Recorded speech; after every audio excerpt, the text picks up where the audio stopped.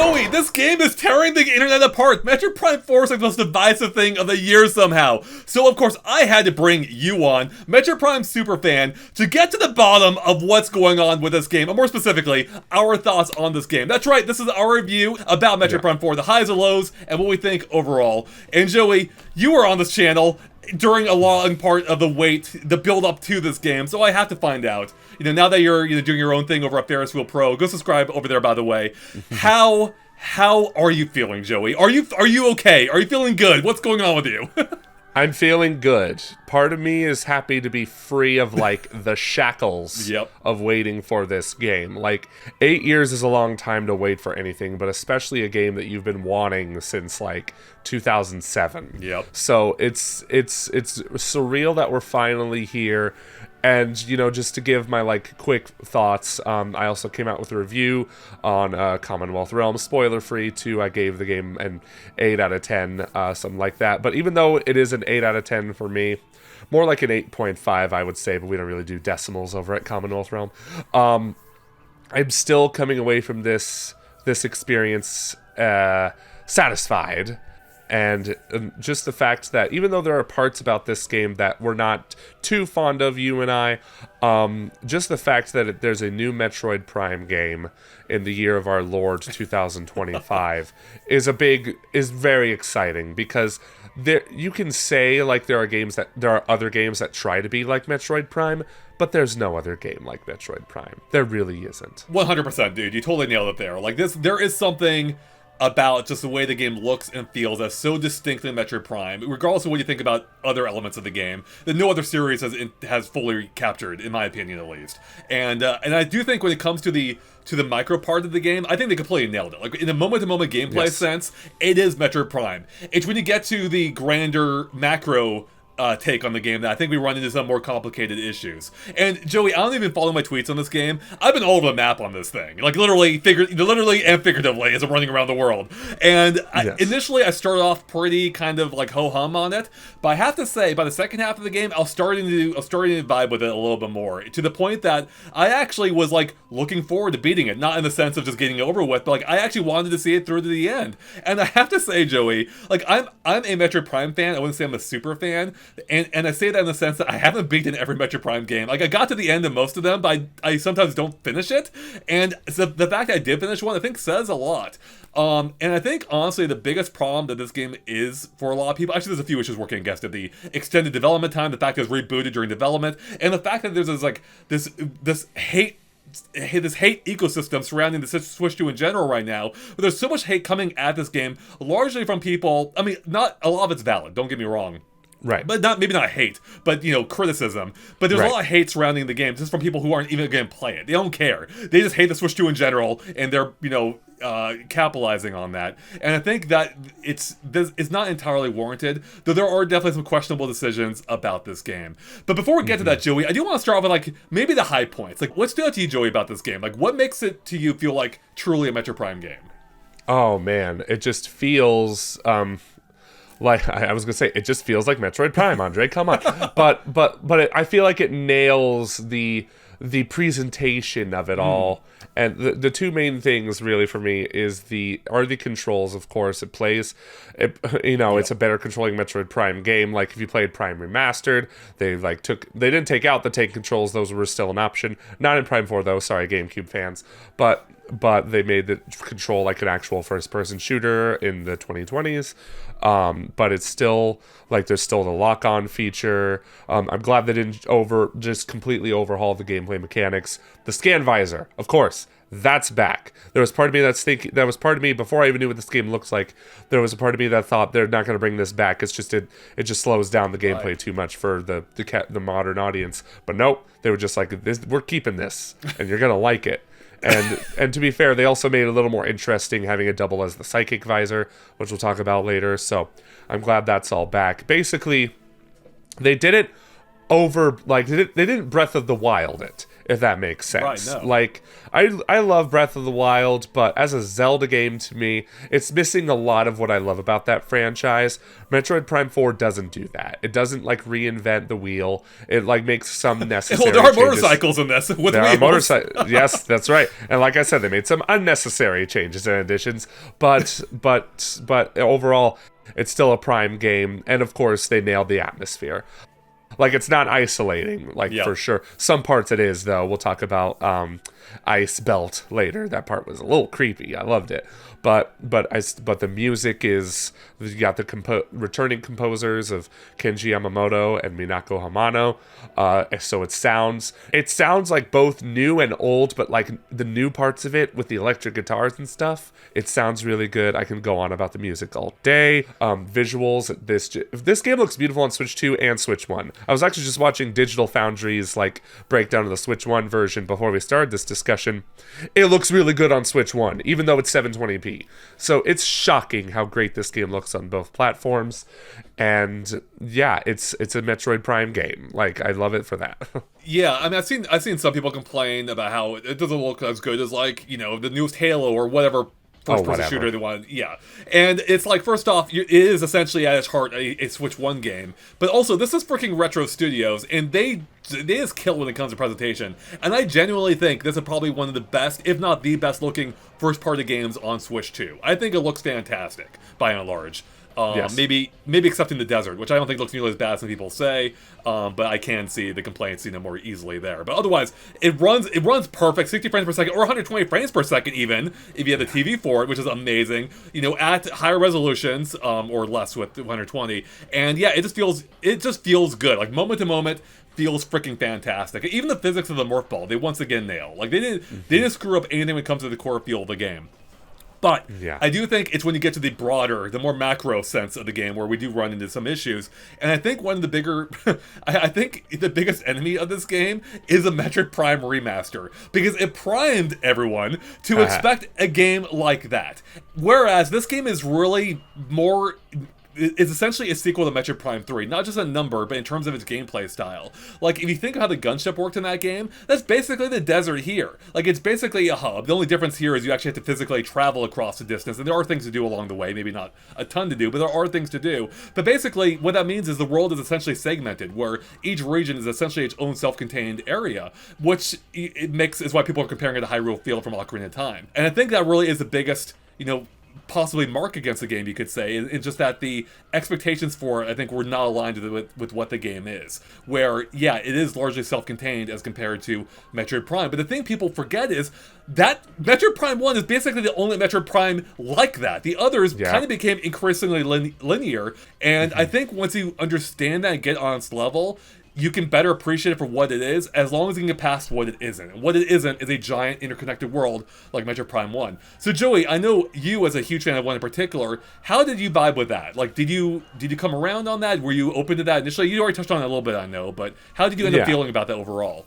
So, before I even knew what Prime 4 looks like, I thought it was going to be more like Prime Remaster, or Prime 1 specifically, where it's just Samus alone by herself, not talking to anybody. But when I saw the first trailer that came out in 2024, and then I saw those, it was pretty much like an abridged version of Metroid Prime 3's intro. Very abridged. Like, the Prime 4's intro with the space pirates, very short compared to Prime 3, which is like an hour long. But, and it's... but when I saw that trailer, I immediately adjusted my expectations after watching that trailer. And not even like to a negative degree. Because I still like Prime 3 for what it is, even though it is like the weakest Prime game, and still is. Spoiler alerts for my thoughts on Prime 4. But I was still like excited because I just wanted a new Prime game, and I still thought it was going to be better than Prime 3, which it was. Yeah. Like, I still think Prime 2 is like the second best, maybe. But some argue it is the best, but I disagree with that wholeheartedly. But yeah, when I came in with those expectations, I was pleased. And the Federation troopers were also fine, like relatively inoffensive. I wish they could have been a little, I don't know, restrained in some aspects. I wish Samus talked, for one. I agree. Yeah.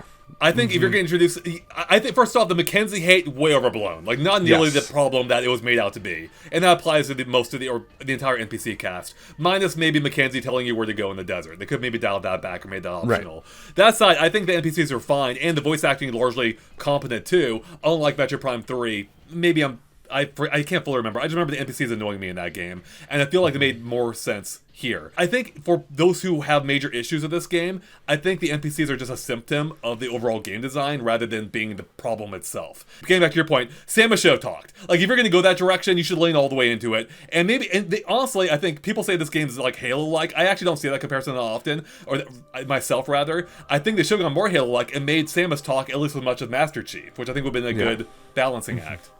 Right, yeah, she didn't have to talk too much. Like, she talked in Dread. She had one line, but it was very impactful. Right. But here it was just like, she just keeps going, which is stupid. It's so dumb. I'm just like, I'm sorry. Like one of them, Duke, he is just like, who goes there? And she's just like, walks toward him slowly. And I'm just like...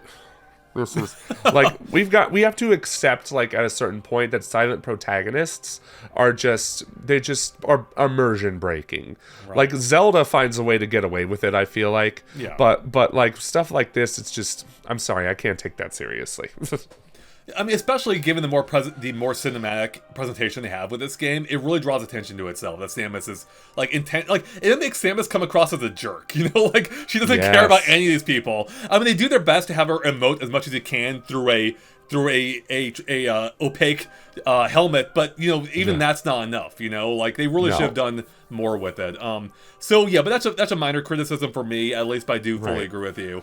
I do think, though, you know, there's this interesting thing with not that interesting, but with the NPCs, where it almost feels like that they had this mini hub as part of what's the jungle called again in this game? It's, Fury Green. Fury Green, that's right. How can I forget? I had Fury going all the way back there so many times.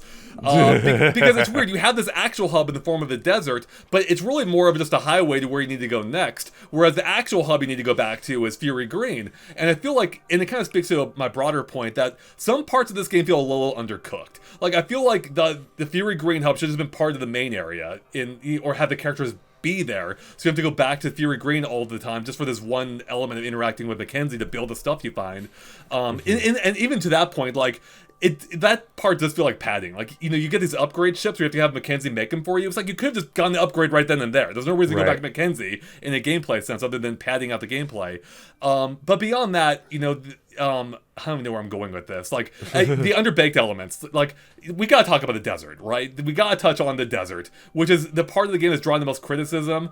And I think because, for a few reasons. One, it is large and largely empty, and I was totally feeling that. Like, it has this soundscape, but it's not doing a whole lot with it, where it feels like they're trying to mimic the like some of the sequences from 2001: A Space Odyssey, but it's not quite nailing it, especially because the energy, the gameplay is completely at odds with it, where you're on this, you know, this loud, this fast motorbike smashing through crystals, but then it's, you know, it has this weird undercurrent of energy behind it. It just doesn't match at all.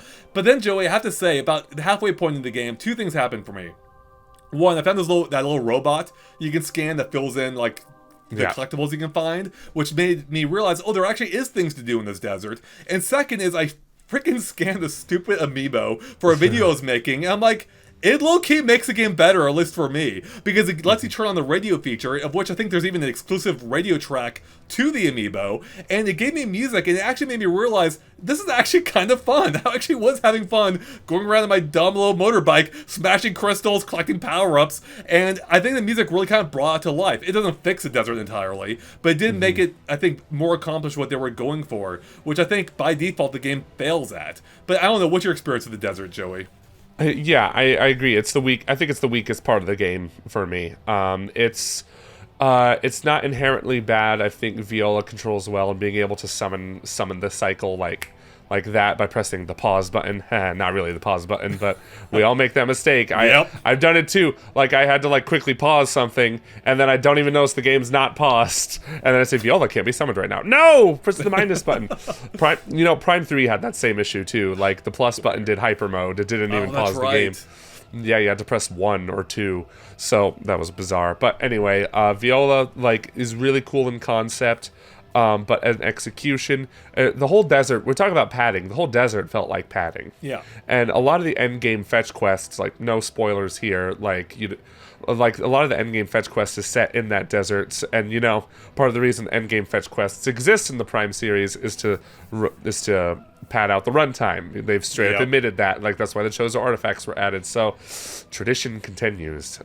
Now there's 3 different things to collect. One of them is the keys, which you collect organically throughout the game anyway, so it's not that difficult. It's kind of like the items in the classic Zelda games. Hey, this game's kind of like classic Zelda. It's really cool. But the crystals, the green crystals, it's so funny, Andre. People accuse this game of being too handholdy, right? But I remember posting, like, you gotta like submit those green crystals, like, because you'll get some really good upgrades too. I didn't even know they were like required to complete the game. I just knew like I had to get them to upgrade like the beam and other stuff as well. But then people say, where do I go to deposit those? And I'm just like, the game told you. It does, but I will say I think the game kind of front loads a lot of the information, right? It puts it all in the beginning, like, hour of the game. And True. I will say, I actually forgot about a lot of it. I did remember where to deposit the green crystals, but I do think they both threw too much at you initially without also fleshing out everything about them. Like, I had no idea I would get upgrades by depositing the green crystals, and one of those upgrades actually helps you find more green crystals, which would have been useful to have. I didn't even know that. I didn't get that, Joey, until I filled up the freaking meter and was done with the quest anyway, the main quest at least. So that part, and I think that kind of speaks again to my issue, like, some parts of the game feel a little undercooked, like the motorcycle, the desert, and then even the Psy-Abilities to a degree. And I think if they had structured a little bit better, it would have definitely helped. And getting back to your point about the not the post game, but the end game gauntlet in every Metroid Prime game, here's the thing: they all suck. Can we be real about that? In my opinion at least, every Metroid Prime game's like final collectathon thing kind of brings the game down a bit. Even it may not be the worst thing ever, like, it hurts the game. And I will say, again, I think it's because of the music. I didn't hate going around for an hour collecting all those stupid green crystals, but if I had no music, I probably would have hated it. So, more on the amiibo. Like, I think, people do have a right to be frustrated about this. I totally agree. Oh, absolutely. But I also, I feel like it is a little overblown, though, because the radio is not a gameplay element. It doesn't adjust the gameplay. Right. Like, it might help you enjoy it better, like in your case. But it's not like the Skyward Sword amiibo that helped you fast travel, pretty much. It's not nearly as offensive in that case. Although I'm pretty sure you can find a video me and Andre did of us defending that stupid amiibo. So I don't know. Did we? I don't remember this. We made a video about that stupid amiibo. I suggested it, and I was like, I don't know. We can make a discussion out of this. But anyway, I also apparently you can unlock the radio by completing the game 100% both logbook scans and collectibles, or like not collectibles but items. I have not been able to verify this anywhere, and I scanned the amiibo already anyway to record some footage of the radio. So I don't know if anyone in the comments can tell us for sure. Let us know. Yeah, I mean, that's the thing. There's a range of opinions on this feature, and I totally get both sides of it. I do wonder, some part of me wonders if there had been music by default in the desert, if the acclaim overall would be at least slightly higher, because it really does draw attention to itself. And I understand the argument that they're going for this lonely feel, the fact that the civilization has effectively, wiped itself out and there's nothing left of it. Like, I get that. It just doesn't do it for me. It's just boring hearing nothing there, it's just dull, and I don't get that sense of overwhelming loneliness that they're going for, which Metroid Prime has already accomplished in previous games with a better soundtrack, actual music. Like, people point to, what's that ice region, the first game called? Phadrana Drifts. Thank you, yes. And, like, that music perfectly elicits that loneliness feeling, the sense of isolation, while also being a bop at the same, maybe not a bop, but, like, really good music at the same time. It is a bop, yeah, exactly, right? And I think they could have done something like that here. So I think had they actually had fitting music, I honestly do think it would help the reception to some degree. Maybe not a huge amount, but to some degree. But I feel like that's, like, the lowest point, in my opinion, because everything else I, mostly, enjoy. I really do. There's been some criticism that I totally see about the levels in this game, like the areas, feeling like, I don't know if linear is the right word, because most Metroid games have linearity already, but I can sense, maybe there's too many elevators and too many hallways in this case. The hallways, yep. The hallways, but it's a Metroid game.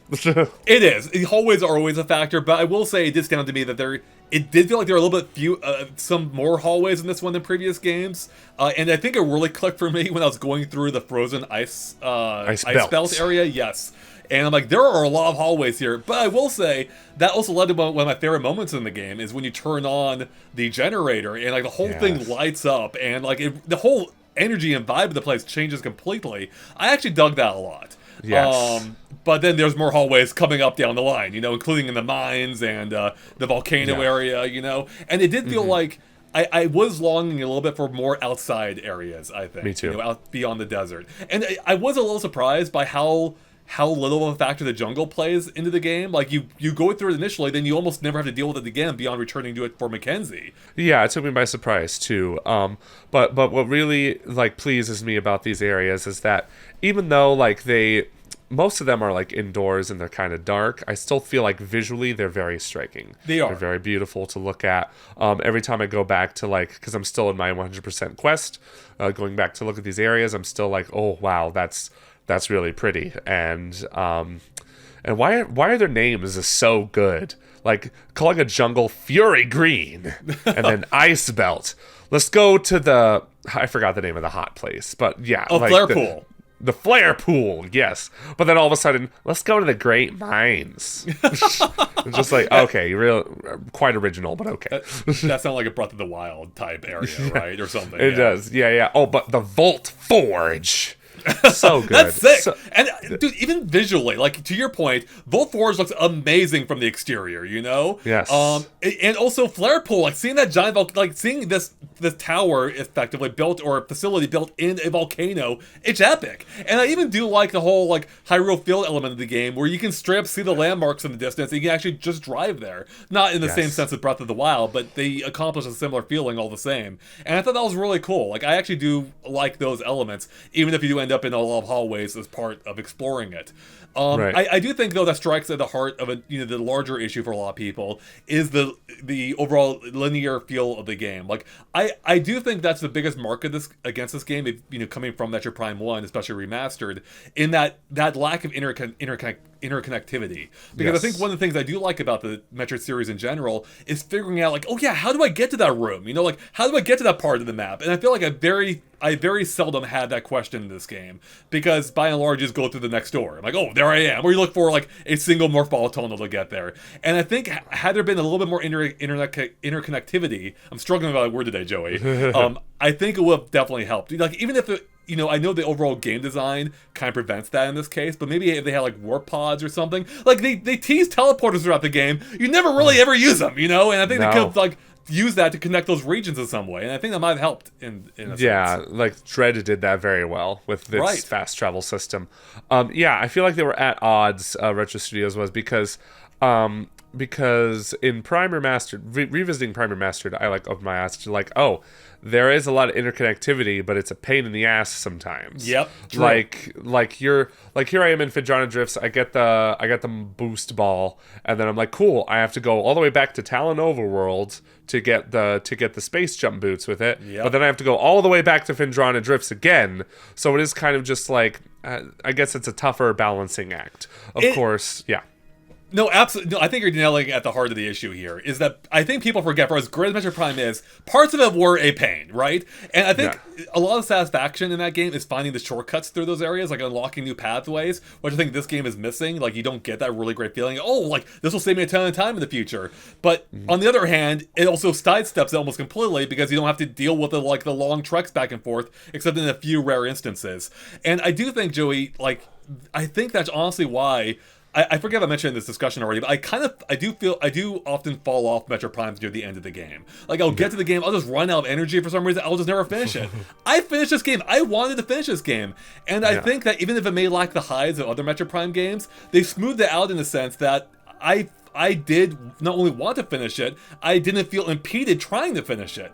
And I think that is to the game's credit, but at the same time, it does come at the expense of those really high points from past games. And I do think I hope in a sequel eventually or even I wish I had in this game, found a better balance. I feel like there has to be a better balance in there, like of bringing all these elements together. People don't just fall off and don't want to finish it, but at the same time are rewarded in the sense that you were in the past games too. Yeah, I think that desert threw a lot of huge wrench in all of that. Like Yep. I don't know if that desert was there for like marketing reasons. Same with that motorcycles. Just like people like motorcycles, people like open worlds. Just look at Breath of the Wild. Right. Let's kind of be like that. So, and I know like Nintendo's for sure like trying to get this franchise like into more people's hands because it's not historically a bestseller. Right. But yeah, I definitely agree with the lack of interconnectivity there.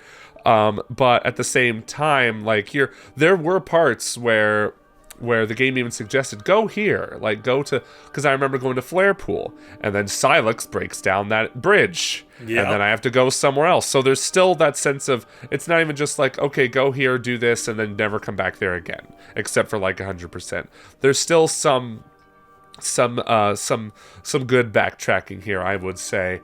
There was even a point where I actually went to the wrong area first, which is a classic thing like you can do in Metroid. Just like, oh, you thought you were supposed to go here? Nope, go over there. It's so funny because I remember I went to Ice Belt before I went to Flare Pool when I should have gone to Flare Pool. And then when I get to Ice Belt, Mackenzie tells me, hey, do you want to check out Flare Pool? Or check out the volcano? And I'm like, well, that would have been helpful information yesterday, Myles. But, okay.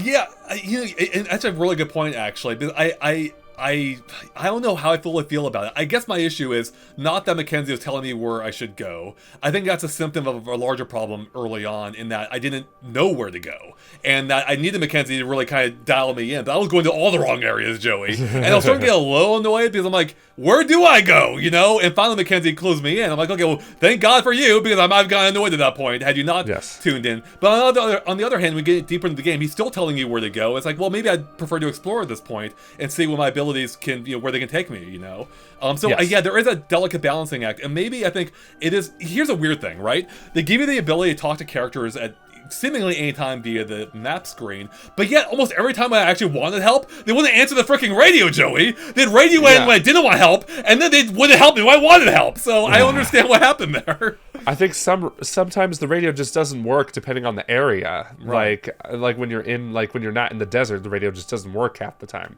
Yeah. It's not unlike Metroid Prime games, because granted, most Metroid Prime games, they wait until it looks like you're lost, and this is data received, and then it tells you like unusual like seismic activity found in this area, and then it'll mark it on your map. So that's kind of Myles' purpose here in this game. Yeah. So even though the worlds aren't as interconnected as I'd like them to be, I still had a good time like exploring them and discovering what their secrets are. It's just so good to revisit them later, especially with the new gear that you have, to see like what you can unlock finally, like getting the ice beam or the ice shot. I love the way this game handles the shots too, which I'll get into in a little bit here. And then I just used like the ice shot to like block some lava, and there was a missile expansion behind there, and it's just like, this is Metroid. We're back, baby. Like, I love doing this. Exactly, and that speaks to what we mentioned earlier. Like, this game nails it, especially on the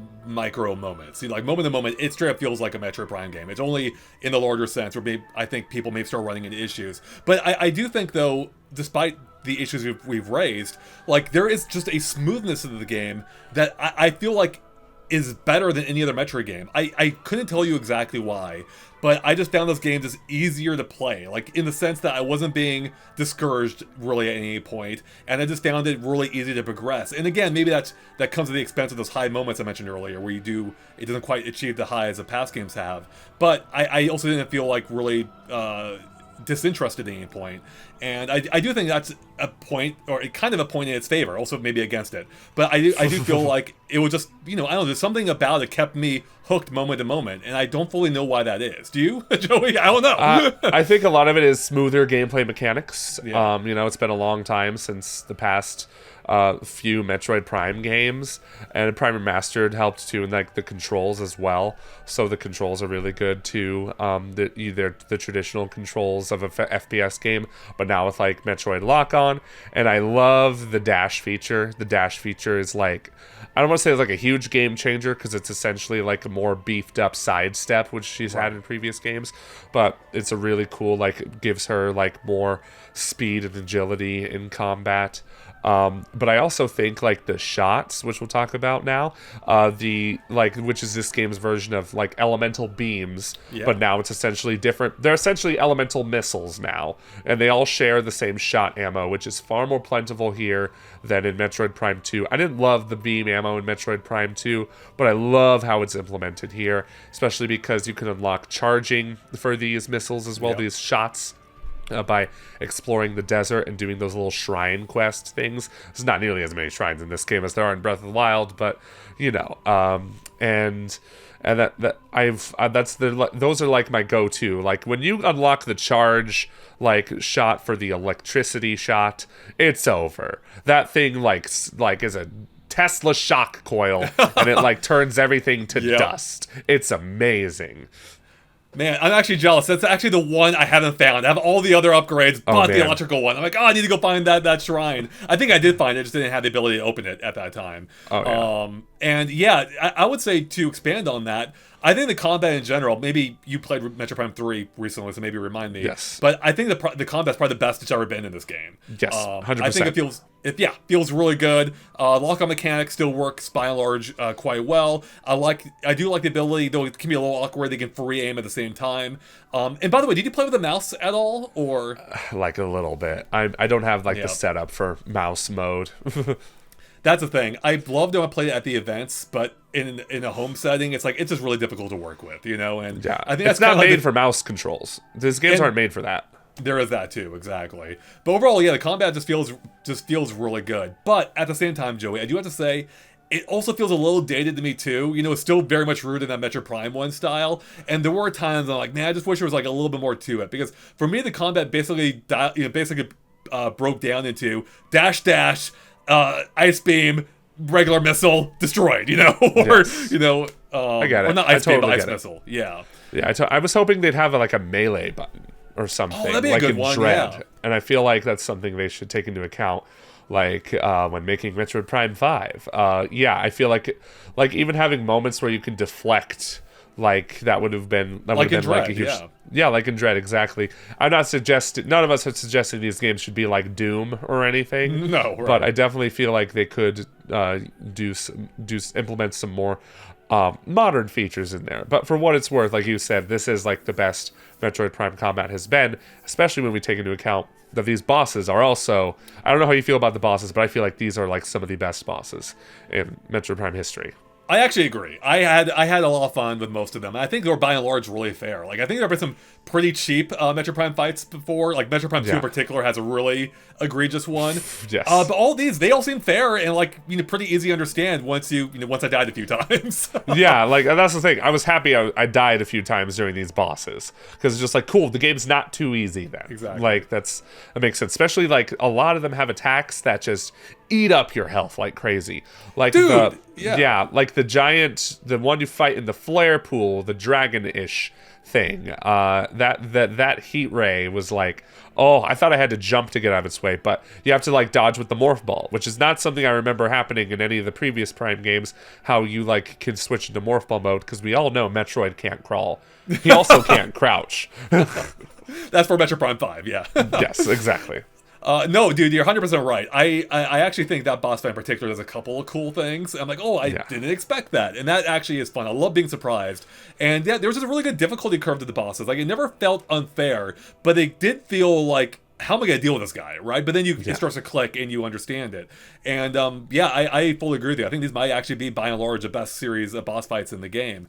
Even if they never really, in a story sense, fully elaborate on the whole Metroid idea, where they're infusing this boss with Metroid energy, and that feels like it never really goes anywhere. It doesn't. It's just where did the Metroids come from? How did they fuse? This, we never see Metroids again outside of the intro. There's a distinct lack of Metroid in the Metroid Prime game. There's a lot of Metroid fusion, though, in a non-Metroid fusion game. So, so wait, real quick. I'm not. You're way more up on the lore for Metroid Prime than I am, obviously. Did they address what Silex did with he stole an egg, right? In Federation Force, is that where he gets his abilities from? Yes, he did. Yeah, and they do talk about that briefly, They do. Okay. like towards the end. So there's not a huge spoiler or anything, but Okay. yeah, like, and then he genetically engineered them, which I guess means he's really smart. to fuse with enemies to make them stronger, I guess. Right. So almost every boss you fight is like a Metroid fusion type deal. I will also say, too, this game kind of turned some things on its head a little bit. Not nearly as much I would have maybe liked, but there were some things that surprised me. Like, maybe, I don't remember the full sequence in other games, but I felt like I got, like, things like the Morph Ball and maybe Grappling Hook, like, far later than the past game. Not the Morph Ball, I'm sorry. The, like, Boost Ball or the Grappling Hook and a few other abilities, like, later on than I would have expected in past games. And I kind of, like, I actually like that. I'm like, oh, I'm thinking about this a little bit different now, so... Mm-hmm. Yeah, the grapple lasso coming back. It's just like, oh, yep, this is a Metroid Prime 3 sequel. Fun fact. And oh, look at that. You can use the grapple lasso without motion controls. Makes you think Prime 3 should have come to Switch. Right. But anyway, that's neither here nor there. No. Yeah, I like how like a lot of there's not a lot of new powers in this game. No, there really aren't. Fully agree, and I think that actually felt a little lacking. Like even the Psy-Abilities, I'm like, most of this, like, you have the Psy Ball now. Well, it does the exact same thing the normal ability did, basically. So the path is transparent. Yeah, I mean, I do like how they implemented those things. Like you can use the grapple beam or like psychic grapple beam, whatever they call it, psychic grapple. They just have to add psychic to everything. Psychic boost, psychic. Even the space jump boots are now psychic. But I like how you can make things appear out of thin air, like the like in predetermined spots. Of course, this ain't Mario, New Super Mario Bros. U on Wii U. Like you can't just make platforms appear. Yeah, classic throwback. But yeah, I definitely feel like the psychic abilities could have been expanded upon further. Maybe she could have had, like, I don't know, like Star Wars The Force Unleashed levels of like telekinesis to like throw boxes at people. Right. Like that would have been more interesting, of course. But for what it's worth, I still feel like they're fine abilities. They don't overly change the game or what have you. I don't have any major complaints about them.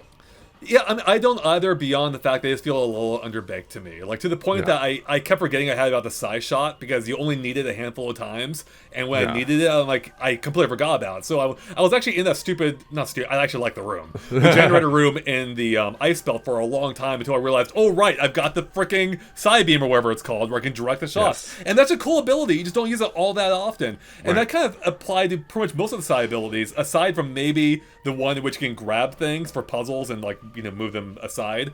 And I do kind of wish, to your point, that they had factored it more into the combat. Like, if it acted more as maybe the grappling hook from, like, Halo Infinite, that could be kind of sick. If you could just, like, launch things at enemies, for instance, I think that could have been really cool, and it never really factored into the combat, really. Right. I wonder how much of these, like, limitations that we're seeing have anything to do with the fact that this is a Switch 1 game, primarily. Probably a lot. Yeah, like other than the big old desert world, like, maybe that's why a lot of these rooms are set in, like, rooms and not, like, big areas. Like, I know the Prime games in the past have run on weaker hardware, but they also weren't displaying in HD. So, yeah, I don't know. I'm not a game developer, but a part of me thinks, like, maybe parts of this game were held back a bit by Switch 1 in that regard, but I still think it should have come out on Switch 1 because, hey, you announced this game in 2017. I also feel like that plays a part in, like, the mixed reaction that we're seeing. Absolutely.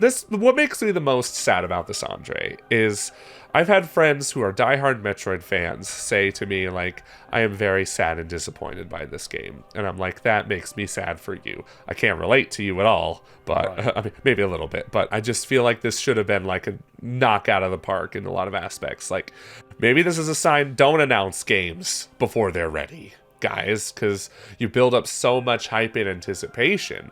And of course, a lot of people are going to come in with heightened expectations because of this, let alone the fact that they restarted this game in 2019 and just straight up told us this is not what we expect better, so we're giving this to Retro Studios, which heightens people's expectations even more. So no, absolutely. I mean, and I think that is a big part of some of the reception, though there's also the element of people who just want to hate it, latching on to the negativity and feeding into it. But yeah, I mean, to your point, expectations are way too high. This game itself, I think, is good. It's not especially ambitious. It's not doing, in the sense of like doing anything particularly brand new. It, to me, at the end of the day, it feels like a really refined Metroid Prime 3. And that's all I wanted, pretty much. Then you got. I am so happy for you, Joey, and I'm happy that I came around on it too. Like initially, I was a little ho hum on it, but once I started to come to terms of what the game actually is, and some elements that started to click a little bit more, including the desert. Once I found the collectibles and added the music, and the kind of like more segmented structure of the gameplay, I came around on it, and I think at the end of the day, I ultimately liked it a lot. I think it's a really good game. I think it's getting a lot of like unnecessary hate. I think there are fair criticisms to levy at it, but at the same time, I think what is there is a really polished experience still, and I end up having a lot of fun with it. And that sounds kind of like where you landed too, Joey, right? So. For sure. Like minus the whole like coming around to it, because I've like the whole time, even though despite my issues, I was still just so happy and blessed to finally like play this game I've been anticipating since I was a literal child. Right? There's like, in a sense, like that hype does help a lot. Like it just gives you like this. It gave me like this euphoric feeling of like, finally, this game that I've waited so long for is finally out. I'm here, I'm playing it, this is real life. I can't freaking believe it. This is something Beyond Good and Evil 2 fans will never feel in their life. So I'm just so grateful. Makes me sad. I know, I'm so sorry for bringing that up. Oh man. Joey, any final thoughts on this game, including anything you want to touch on that you thought the game did really good, or maybe it missed, or anything that stood out to you that maybe we haven't addressed, you just want to reiterate? Oh, I just want to reiterate the music is really good. It's really good. And I'm just so happy because I thought they were going to flub this music, like because Dread's music was mediocre. But here it's just like, oh, good. This is the Metroid Prime music I didn't even know I wanted half the time. Like not even the music, like the Volt Forge outdoor music when you're like down in like the depths. Yeah. It's just like, oh. It slaps so freaking hard. Volt Forge, when you power up the ice belt, even the volcano, like so many amazing tracks in this game, and that's why it's so unfortunate that the thing that's getting the most attention. I mean, and I even made a video about it because it's unavoidable. Is the desert, which is silent and missing that classic music, which I know it sounds like it didn't impact your view too much, Joey. I'm glad for that. Yeah. But I think for some people it does, and whether or not that is the case, like that has the perception of the game has been so much based around that desert. Which honestly, at the end of the day, is kind of a non-factor. Like, if you want to just fly through that desert, you can pretty quick. And it's not that big of a deal, aside from some of the endgame stuff. Which I will say real quick, minor criticism, I do think they could tie some of the endgame stuff in better. I mentioned how they should have mentioned the rewards you can unlock for the green energy, which I think would have helped. So you're actively going for the green energy throughout. But also, there's also, I don't think there's a spoiler to say, you can't come across them earlier being the mech parts. You can find them, but you can't collect them until the end game, which is dumb. Like, if they made that a core collectible earlier on, they would incentivize people to actually explore the desert. And I think what made it better, especially since it's not just all imbalanced at the end of the game. So I don't know why they made that decision. Very, very strange. I think it will help. Yeah, go ahead. Yeah, I still feel like this is like one of the least offensive fetch quests, especially if you work through it. Like Prime 3's for all the flack we give Prime 3, that endgame fetch quest was also really easy because it's just energy cells you collect throughout the game. Right, yeah, exactly. If you're playing the game normally, I think for most people you'll have everything you need by the end of the game. You don't need to go out of your way for the most part, to my memory. Right. Which is great, unlike most of the other Metroids. And I will say, I did have to spend about 50 minutes or so in this game collecting the final round of green gems or whatever. But like I said, once I blasted that Volt Forge theme, like I'm okay with this. So, all right. Go. That's right. So that's it for us, everyone. Stay tuned for our upcoming spoiler discussion, which will discuss some of the more some elements of the game we didn't want to spoil for you here, on top of maybe our hopes for Metroid Prime 5. But before we get to that, Joey, where can people find you at these days?